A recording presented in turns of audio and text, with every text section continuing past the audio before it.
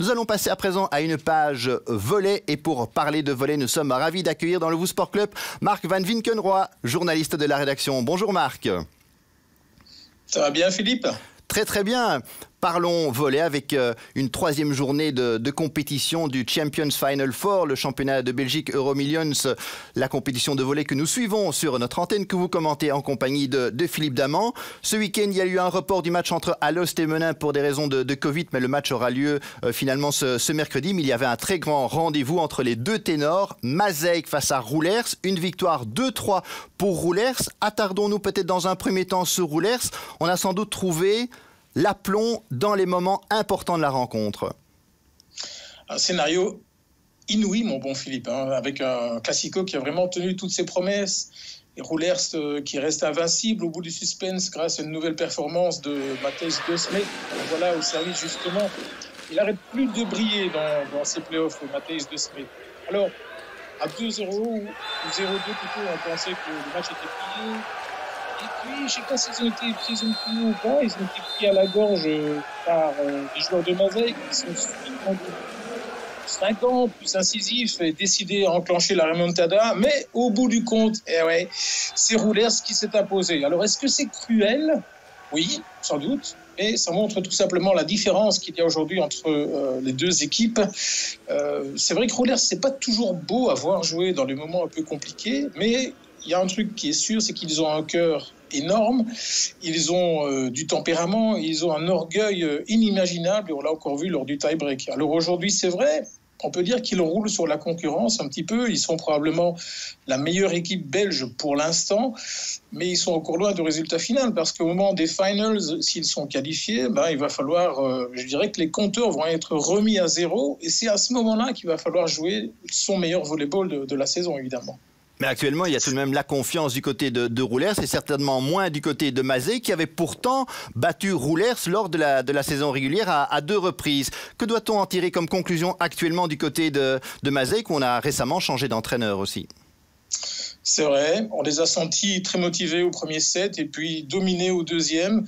Et puis boum, ils sont sortis de leur torpeur et ils sont revenus vraiment de l'enfer pour renverser Roulers. Enfin presque, ils se sont crachés au bout du suspense dans le tie-break.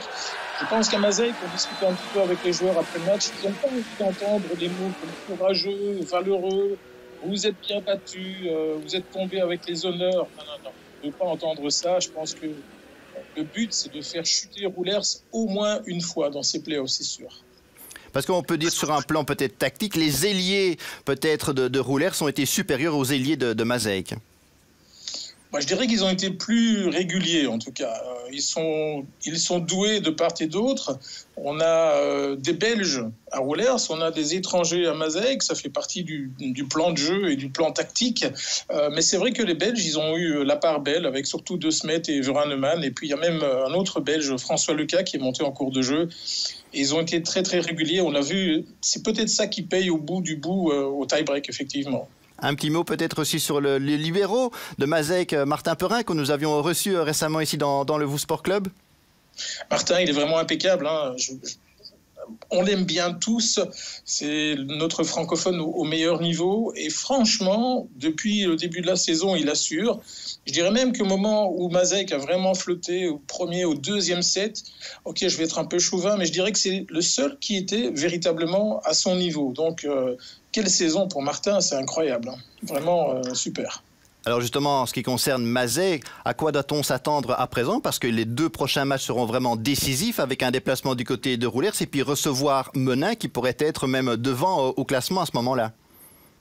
On va se focaliser sur la revanche qui aura lieu vendredi. Je vais un peu caricaturer, mais je dirais que c'est un match un peu à la vie, à la mort, parce que tout autre résultat qu'une victoire va plonger les hommes de Maaseik dans une mouise qui va être très impossible ou très difficile à gérer par la suite.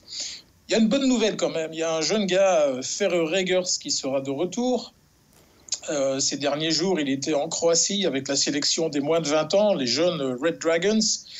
Ils se sont qualifiés pour la finale du championnat d'Europe, un peu grâce à lui.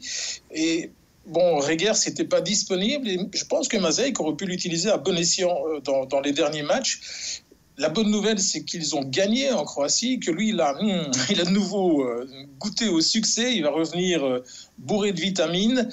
Alors, gagner à Roulers, c'est pas évident, mais c'est pas impossible. Et puis vendredi, ce sera le vendredi saint. En irlandais, on dit Goede Vrijdag. Il sera bien bon pour quelqu'un. Je sais pas de quel côté ça va tomber, mais voilà. Bon, on peut s'attendre certainement à une réaction d'orgueil de la part de Mazej. Il faut tout de même préciser qu'il a fallu 5-7 ici pour départager les deux équipes. Mais vous évoquiez justement l'écart entre les deux. Est-ce que justement dans la gestion peut-être des émotions, des moments décisifs, il n'y a pas justement autant d'écart qu'il y a de kilomètres en Belgique entre les deux clubs? Je ne sais pas. Malgré tout, je sens que les deux équipes sont très proches.